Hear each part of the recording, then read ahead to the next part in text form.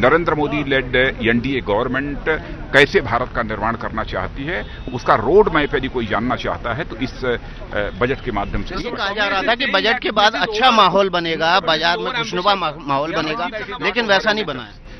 But it is most realistic. जो budget है वो निराशाजनक है। इस बजट में ऐसी कोई नई चीज नहीं है जो आम आदमी को उत्साहित करे।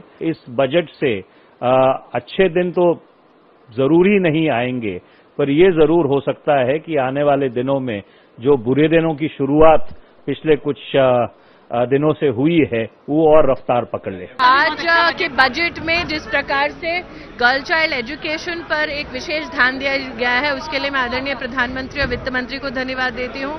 जिस तरह की आर्थिक संकट है, जिस तरह से देश चौतरफा नाकामियों और परेशानियों से जूझ रहा है, उस पर उसको ठीक करने, आम आदमी तक, गरीब तक, किसान तक, मजदूर तक, नौजवान तक, महिलाओं तक विकास की रोशनी पहुंचे, ये बहुत साफ तरीके से इस बजट में साफ दिखाई पड़ रहा है। बजट में ऐसा कुछ भी नहीं है कि जिससे आम आदमी के सचमुच कोई फायदा हो। जो निम्न मध्यम वर्ग के लोग हैं, उन लोगों के लिए इसमें ऐसा कुछ भी नहीं है कि जो कहा जा सके कि ये अच्छे दिन की बात है। पिछली गवर्नमेंट ने तो कुछ छोड़ा नहीं हमारे हाथ में, पूरा कोष खाली कर गए हैं। एक जितना 10 साल में सत्यानाश हुआ है। मैम 2000 करोड़ आप गंगा के लिए दे रहे हैं, 200 करोड़ आप गंगा को देंगे। देखिए दे रही है। नहीं, गंगा वो जो दे रहे हैं ना, जो गंगा पूरी की पूरी इंडो गंजेटिक प्लेन को जाती है। कॉस्मेटिक्स भी महंगे हो गए मैम। मेरे कोई देर के कॉस्मेटिक्स की कोई जरूरत नहीं है, मुझे नेचुरल ब्यूटी है।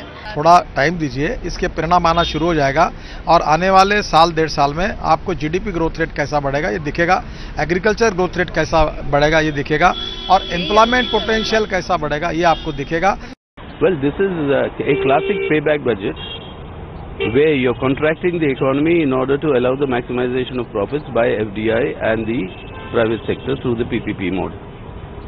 And if you notice this, all the facilities for FDI and PPP have been increased. The FDI ceilings in insurance and defense have been increased. Banks will be disinvested. So you have greater avenues for profit maximization.